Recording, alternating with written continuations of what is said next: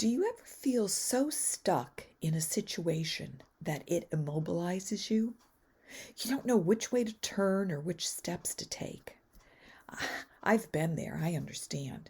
It's like my feet are in mud and it's beginning to harden like concrete, and I can't move in any direction or even out of the situation. Well, if you're feeling stuck today, I want to give you tip number 5 to help you reframe your thinking. Take a few moments and listen to my podcast. Welcome to my podcast, giving you a fresh start after trauma. I'm Regina Sanchez, your host, and I'm so glad you're here. Starting over after trauma can be a blend of real pain and some hope, sadness and then some joy. It's a mixture of moments of faith and then moments of fear. There will be times when you'd rather not remember, but then times of excitement. You may fail along the way, but if you keep moving forward, your discouragement will turn to peace. Some days you may feel like giving up, and other days you're running in your race to victory. That, my friend, is a journey of having a fresh start after trauma. And if you are in any of these places and need some encouragement, you have stopped at the right place. Let's journey together to giving you a fresh start after trauma. Join me now to be revived, rejuvenated, and restored to a place of living free from your past emotional pain.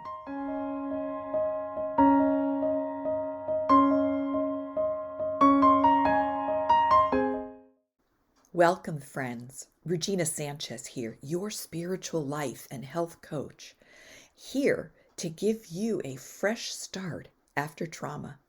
Thanks for joining me today. And before we get started, please give my podcast a thumbs up if you received something out of it today. And also, please refer to a friend who might be in a tough spot right now emotionally and could use some encouragement. Okay, so let's get started. How many times have you felt so stuck in a situation that it immobilized you? You couldn't move forward, you couldn't move backwards, you just wanted to throw your hands in the air and give up. Not only on the specific situation, but life.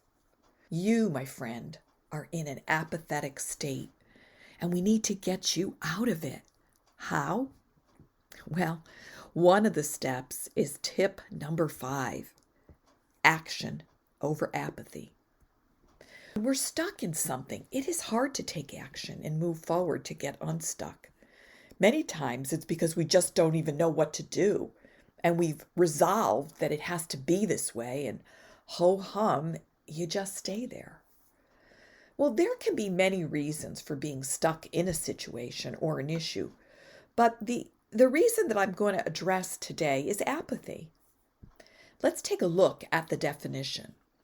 Apathy is the absence or suppression of having passion, excitement, or emotion for something.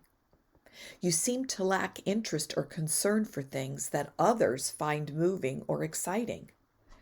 Now, don't get me wrong. We don't need to be excited about everything out there in the world, and because somebody else is excited, that we should be excited too. But being apathetic about something is not even having the interest to hear someone else's excitement about it. You might not need to be excited about it or feel like you want to be excited about it or have no interest in it.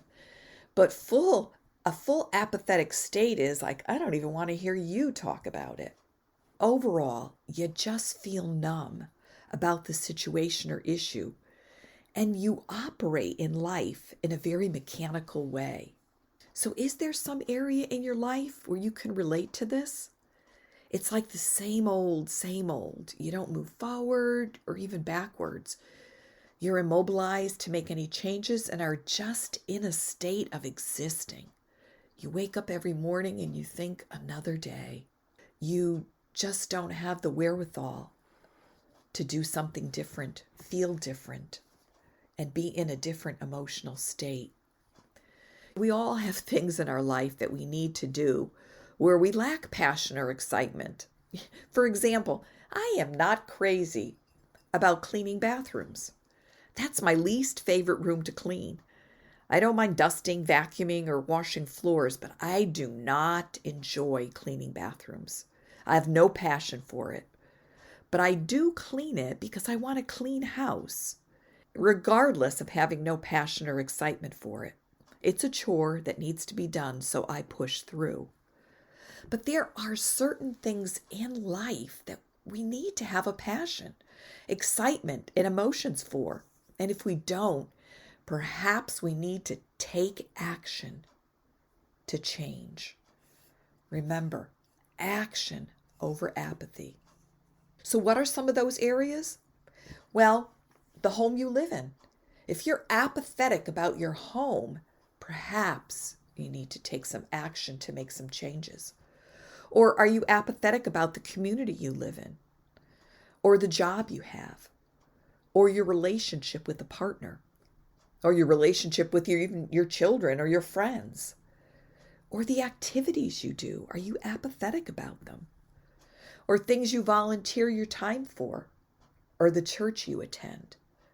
Or the meals you cook and the food you eat? Those are just a few areas that I believe would require passion and excitement for in order to have a successful outcome. And I'm sure there are other areas as well, but these seem to be the anchors in our life. And if there's no passion or excitement in those areas, perhaps it's time to take action to make some changes. Do they have to be major changes? No. They can actually just be a mind shift in the way you think about them. Let's take the job you have, for example. If it seems that the passion you once had in this job has gone out, and it's a drudgery every day to go to work, then what if you changed your way of thinking about it? What if you got up each morning thanking God for the opportunity to work at this specific company or this specific job, and that you are grateful for the paycheck you receive? What if, as you were driving to this job each day, you asked God for His grace to help you do what He wanted you to accomplish that day? Maybe there'll be a colleague who is in a really bad, difficult place and could use some encouragement. So you go to the job each day as if it were an adventure with something new to discover or uncover. And what if you were to do that for 30 days and see if the action you took in just changing your thoughts about your job would give you a different outcome? If you gave it an honest try for 30 days and you still feel the drudgery, then perhaps the next action you should take is to find a new job that you feel passionate about. But what if you gave this mind shift, this thinking for that job, as to be more an adventure? And you did that for 30 days. What if you had a positive outcome? Many times when we do a mental shift in our thinking, things change, not only in the area you want changed, but in other areas of life. You begin to see that things with your family get better, or things that with your own emotional state feel more exciting, feel more peaceful, feel more joy. Give it a try.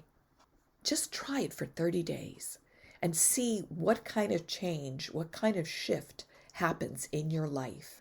And if you need some help on how to take that action to make a mental shift, then please reach out.